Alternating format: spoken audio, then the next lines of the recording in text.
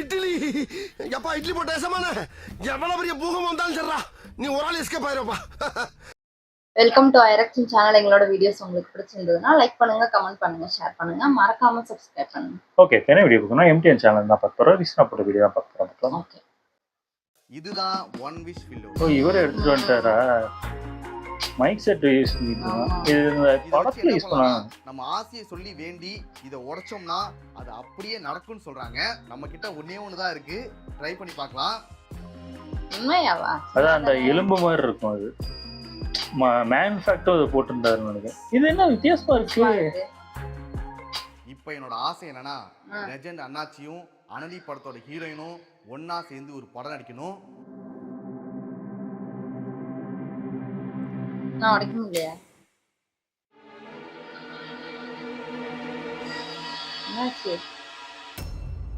ஒன்னும் இருக்காது.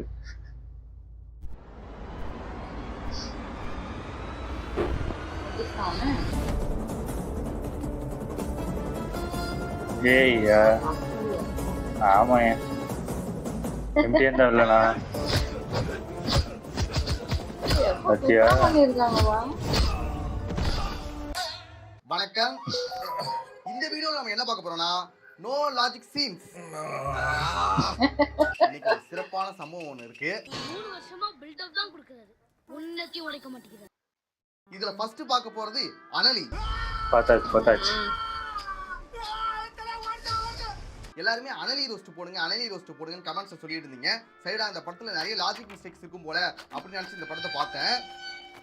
ஆனா இந்த படத்தை முழுசா பார்த்த பொழுதுதான் தெரிஞ்சது, இந்த படம் எடுத்ததே ஒரு பெரிய மிஸ்டேக் தான்.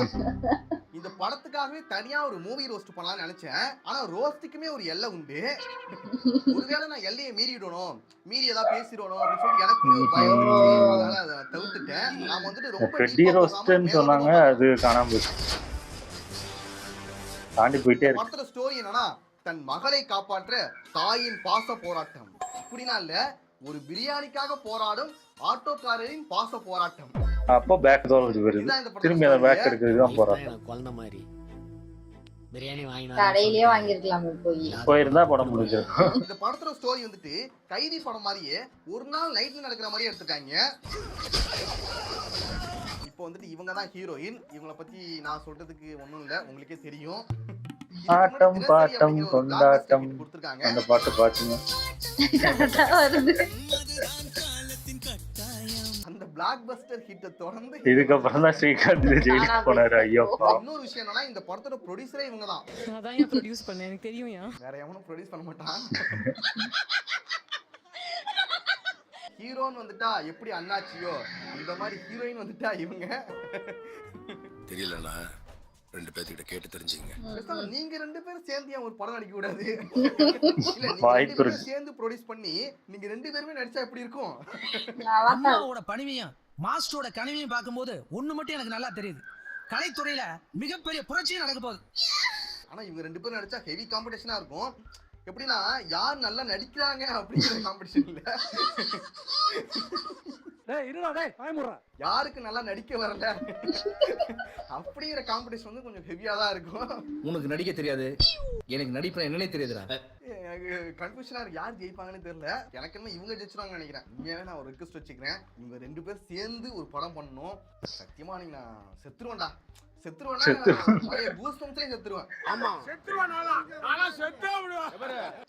சத்தியமா இவங்க 2 பேரையும் ஒரே ஸ்கிரீன்ல அப்படியே பார்க்கும்போது அங்கே என்னோட பிறவி பலன் எதுக்காக இருக்குங்கிற அந்த பர்பஸே போயிடும், முடிஞ்சிடும். தம்பி, படம் உங்களுக்கு பிடிச்சதா? தம்பி சார், தூங்கிட்டீங்களா? செத்துட்டாரு. இது மட்டும் நடக்கணும், கடவுளை நான் வேண்டிக்கிறேன், நீங்களும் வேண்டிக்கங்க. அவருக்கு ரோஸ்ட் போடுறதுக்கு மூவி கிடைச்சா போதும். நடிக்கிற படத்தை நான் வந்து டைரக்ட் பண்ணா அப்ப எல்லாரும் சேர்ந்து இவரை ரோஸ்ட் பண்ணுவோம். நினைச்சு பார்க்கணும், வாழ்க்கையில் நடக்க முடியாத விஷயமெல்லாம் நடந்துருமோன்னு ஒரு தான் நினைச்சு பார்க்கணும். உண்மையாவே நான் ஒரு ஹாரர் ஃபிலிம் மாதிரி எடுப்பேன், அப்சஷன் மாதிரி. இவங்களை வச்சு பேய் படம் தான் எடுக்கலாம். எல்லாரையும் பயமுறுத்தி கொல்லு. வீட்லயே தான் இருக்கும் படம் ஃபுல்லா. தப்பா நினைச்சுக்க போறாங்க இவங்க. நான் வந்து ஹாரர் பேய் படத்தை சொல்றேன்.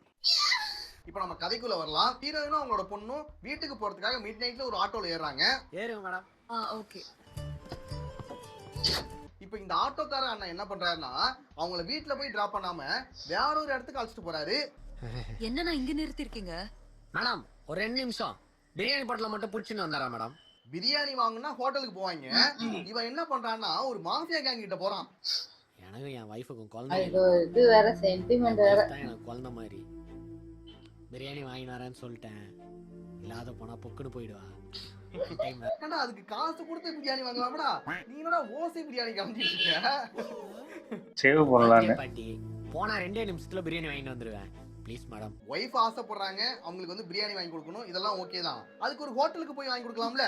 அப்படி இல்லையா ஒரு ஸ்விக்கி ஜொமேட்டோ இதெல்லாம் இருக்கு, இதுல கூட போட்டுடலாம். பிரியாணி ரெடியா? கூட்டனா அப்படியே கிளம்பினே இருப்பேன். நான் ஏதோ தெரிஞ்ச ஒரு மாஃபியா கேங் கிட்ட ஒரு ரவுடி கும்பல் கிட்ட ஓசி பிரியாணி வாங்குறதுக்காக வந்திருக்கான். கேக்குதான் வெட்டிட்டீங்களா? பிரியாணி குத்தா நான் கிளம்பிடுவேன். இப்ப அந்த மாஃபியா கேங்கோட தலைவனா கத்தி வராரு. வெல்கம் டு லால்ஸ். இது இவரோட வாய்ஸ் இல்லையே. வரமாட்டான்னு சொன்னலடா, இப்ப ஏன் டைம், நீங்க கொடுத்ததான் ஆகணும். ஒண்ணு இல்ல, இவர் வந்து வில்லனா, அதை காட்டுறதுக்காக கட்ட குரல்ல பேசுறாரு. இப்ப 100% எனக்கு தான். சேட்டா நீ ஏன் கட்ட குரல்ல பேசுற? இப்போ என்னோட சொந்த குரல். ஆமா ஆமா. இந்த கைதி படத்துல அர்ஜுன் தாஸ் பேசுவார்ல அந்த மாதிரி. பேப்பர்ல 5 போலீஸ்கார பேர் இருக்கு. அதுல வந்துட்டு அர்ஜுன் தாஸோட வாய்ஸே அப்படிதான் பேசிருப்பாரு. இவர் வந்துட்டு அதே மாதிரி ட்ரை பண்ணிருக்காரு. கைதியே எடுக்கணும்னு முடிவு பண்ணிட்டாங்க, அதுக்கேத்த மாதிரி எடுக்கணும்னு இறங்கிட்டாங்க. எனக்கு ரொம்ப பிடிச்சதுடா அந்த கைலி கட்ட பாருங்க, ரொம்ப வந்து கிளாமரா பண்ணிருக்காங்க.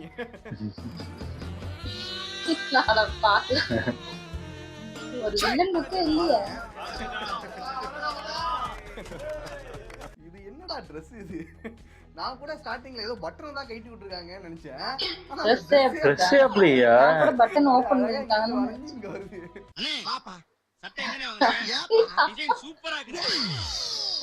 இந்த ட்ரெஸ் நமக்கு செட் ஆகுதுடா, நமக்கு தொங்கிட்டு இருக்கு. அவருக்கு ஏதோ உடம்பு நல்லா இருக்கு, ஃபிட்டா வச்சிருக்காரு. நான் போட்ட வச்சிருக்காரா? நம்ம லால் சேட்டா வந்துட்டு தாடி மீசனா வச்சு அழகா தான் இருப்பாரு. அந்த லுக்கே அவருக்கு நல்லா தான் இருந்துச்சு. ஃப்ரெண்டுன்னு சொல்லிட்டு ஒருத்தன் வருவான். இந்த தாடி மீச உன் அழகான சிரிப்பை மறைக்குது. எனக்கு என் பழைய லால் சேட்டா லுக்கே சரியில்லை. முடியுமா உன்னால? ஒரு ஃப்ரெண்டு கிட்ட போயிட்டு இப்படி பேசிட்டு இவனா ஃப்ரெண்டா இல்ல என்னடா உன் தாடி மீசையும் உன்னோட சிரிப்பை மறைக்குது. இவன் பார்க்கும்போது எனக்கு அந்த படம் தான் ஞாபகம் வருது. முறையா ஆம்பளையா இருக்க வெக்கப்படுற மாமா. இது நான் பொண்ணா பிறந்திருந்தேன். இது வரைக்கும் நீ என்கிட்ட எதுவும் கேட்டதில்ல, முதல் முறையா ஒண்ணு கேட்டிருக்க.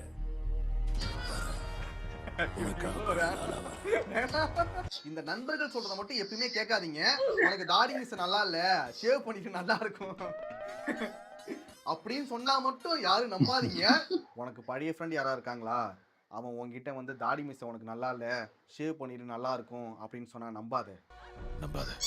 ஒருவேளை அவனை நம்பி நீங்க இறங்கிட்டீங்கன்னா வச்சுக்கோங்க, என்ன நடக்குங்கிறத பாருங்க.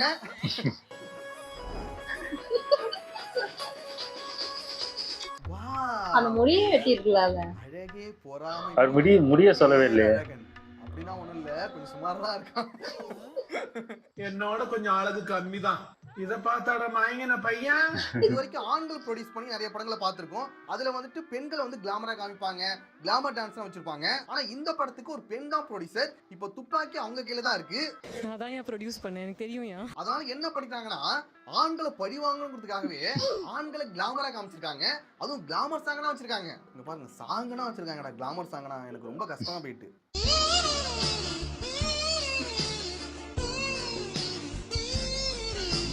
இதை வந்து நாங்க வன்மையா கண்டிக்கிறோம். பாடல் ஒன்றில் ஒரு குத்தாட்டம் பாடியிருக்கிறார். ஆண்களுக்கு எதிராக வக்ர சிந்தனையுடன் ஆண்களை கேவலப்படுத்த வேண்டும், ஆண்களை வந்து கொச்சைப்படுத்த வேண்டும் என்ற ஒரே குறிக்கோளுடன் வெளிவந்திருக்கிறது. அந்த படத்தில் சில அருவருக்கத்தக்க காட்சிகள் இடம்பெற்றுள்ளன. பிரியாணி குத்தா நான் கிளம்பிடுவேன். என்ன நடக்குது, என்ன பண்ற நீ? நாங்க என்ன பிரியாணி கடை வச்சா நடத்துறோம்?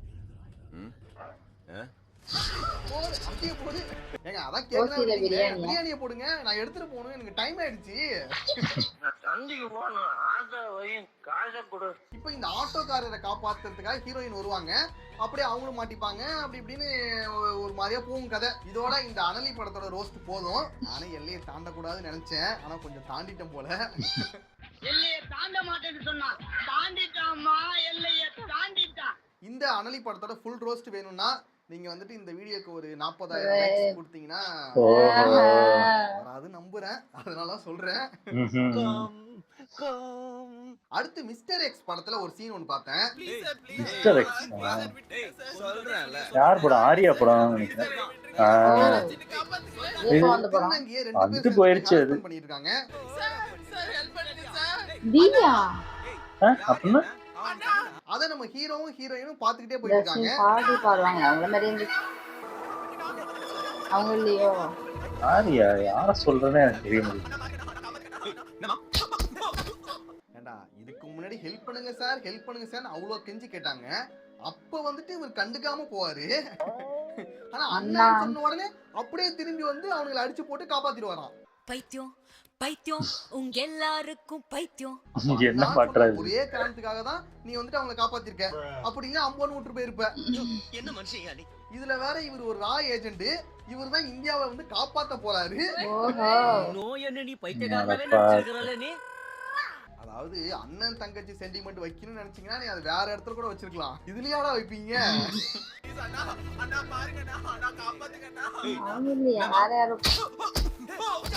நீங்க தான் இந்த படத்தோட ஒரு உண்மையான ஹீரோவா இருந்தா அவங்க சாருன்னு சொல்லும் போதே நீங்க போய் காப்பாத்திருக்கணும். இப்போ வந்துட்டு அதே இடத்துல ஹீரோயின் இருக்காங்க, அவங்கள வந்துட்டு ரெண்டு பண்ணிருக்காங்க. ஒரு ரீல்ஸ் பாத்துர்க்காங்க, அந்த ரீல்ஸ் மாதிரியே எடுத்துட்டாங்க. இவரை வந்துட்டு அண்ணான்னு கூட கூப்பிட முடியாது. ஹெல்ப் பண்ணுங்க ஹெல்ப் பண்ணுங்க கேட்பாங்க. அப்ப அப்படியே அம்போன்னு விட்டுட்டு போயிடுவாரு அவரு. யோ பேசு பேசியா. நிறைய பேர் ஹேண்ட்பேக் திருட்டு போயிடும். பிரதர் பிரதர் இருப்பாங்க, ஹெல்ப் பண்ண மாட்டாங்க. டியர் அப்படின்னு ஹெல்ப் பண்ண ஓடுவாங்க.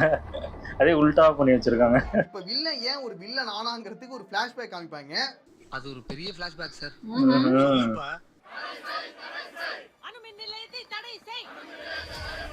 அவங்க ஊர்ல இருக்கிற அணுமின் நிலையத்தை தடை செய்யணும், அதனால சுத்தி இருக்கிற மக்கள் பாதிக்கப்படுறாங்க அப்படின்னு சொல்லிட்டு அந்த ஊர் மக்கள், வில்லன், வில்லனோட அம்மா இவங்க எல்லாரும் போராட்டம் பண்றாங்க. நீங்க நினைக்கிற மாதிரி ஒரு அணுமின் நிலையத்தை டக்குன்னு மூட முடியாதுமா. அப்ப போலீஸ் என்ன பண்ணிடுறாங்கன்னா அந்த போராட்டம் பண்ணவங்கள ஒரு சில பேரை வந்து சுட்டு கொன்னுறாங்க. அப்ப வந்துட்டு வில்லனோட அம்மாவையும் சுட்டு கொன்னுறாங்க.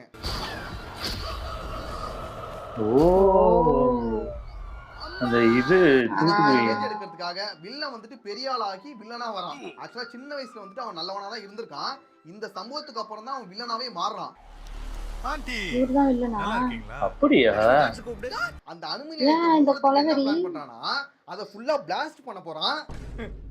அந்த பாம்பு வெடிக்கணும். It's like a suicide attack. அதுக்கு எதுக்கு வெடிக்க போற? அதாவது அவங்க அம்மா எதுக்காக போராட்டம் பண்ணுவாங்கன்னா அங்க சுத்தி இருக்கிற மக்கள் வந்து பாதிக்கப்படுறாங்க, அவங்கள காப்பாத்தணும் அப்படிங்கிறதுக்காக தான் போராட்டமே பண்ணுவாங்க. ஆனா இவன் என்ன பண்ணுவானா வெடிக்க வச்சா அங்க இருக்கவங்க செத்து போறாங்க. பிளாஸ்ட் பண்ணி மூடணும். பிளாஸ்ட் தான் பிளாஸ்ட் பண்ணா கிட்டத்தட்ட 100 கிலோமீட்டர் சுத்தி இருக்கிற மக்கள் வந்து செத்துருவாங்களாம். 1 கோடி மக்கள் ஒரே நேரத்துல போயிட்டாங்க. அதுல 1 கோடி மக்கள் செத்து போயிடுவாங்க. ஐ வாண்ட் ரிவெஞ்ச் அண்ணே. இதுதான் அந்த ஃபேக்டரியை மூடுறதுக்கான வழின்னு சொல்லிட்டு அவன் சுத்திட்டு கிடப்பான். இவன் சரியான பைத்தியம் இல்ல, சரியாக ஒருவேளை அந்த ஃபேக்டரியை மூட நினைச்சா நல்லா படிச்சு ஒரு அதிகாரத்துக்கு போயிட்டு அதுக்கப்புறம் அதை மூட ட்ரை பண்ணிருக்கலாம். இன்னும் பெருசா ஆக்கி அது மூலமா மூடுறதுக்கு ட்ரை பண்ணிருக்கலாம். அப்படியே இல்லையா அட்லீஸ்ட் அங்க ஒரு வாட்ச்மேன் வேலைக்கு சேர்ந்தாவது டெய்லி அந்த கேட்டையாச்சும் மூடிட்டு இருக்கலாம். அப்படியா? இந்த ஒரு காரி துப்புற ஃபிளாஷ்பேக்கை நீங்க சொல்லாமலே இருந்துக்கலாம்டா. இந்த காரி மூஞ்ச கதையெல்லாம் ஒரு காவிய கதை மாதிரி இங்க வந்து சொல்லி அங்க டைம் வேஸ்ட் பண்ணுகிறேன். போட மரியாதையா. அடுத்து ஒரு பெஸ்ட் VFX சீனை பார்க்க போறோம்.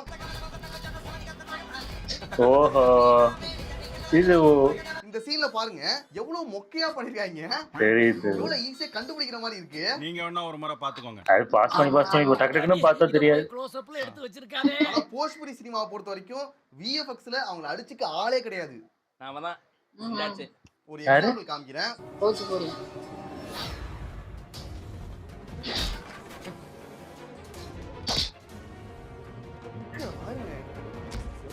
இந்த சீனை பாருங்க, இதுல ஏதாவது விஎஃப்எக்ஸ் பண்ணிருக்காங்க உங்களால கண்டுபிடிக்க முடியுதா? முடியாது. அப்படியா? இதுல என்ன பண்ணிருக்காங்க?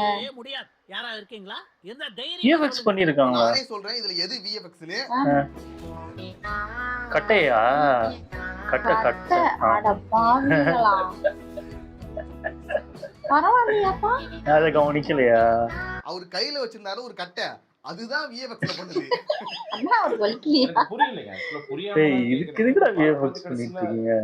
கொஞ்ச நாள் விசித்திரமா இருந்துச்சு, கொஞ்ச நாள் ஆச்சரியமா இருந்துச்சு, கொஞ்ச நாள் எப்படி யோசிச்சிருக்காங்க? இப்ப விஎஃப்எக்ஸ்னா எதுக்காக பண்ணுவாங்க? நம்மளால பண்ண முடியாத விஷயத்தை, நம்மளால காட்ட முடியாத விஷயத்தை விஎஃப்எக்ஸ்ல பண்ணி காட்டுவாங்க.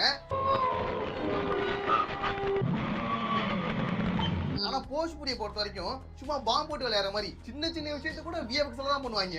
சின்னதா. ஓகே நண்பர்களே, அவ்வளவுதான் வீடியோ. நெக்ஸ்ட் ஒரு வீடியோல பார்க்கலாம். நல்லா இருந்துச்சு. ஆனா இது மிஸ்டர் எக்ஸ் படம் நல்லா ஓடுச்சா இல்லையா? எப்போ வந்துச்சு? ஆமா வந்தது தெரியல. ட்ரெய்லர் வந்துச்சு.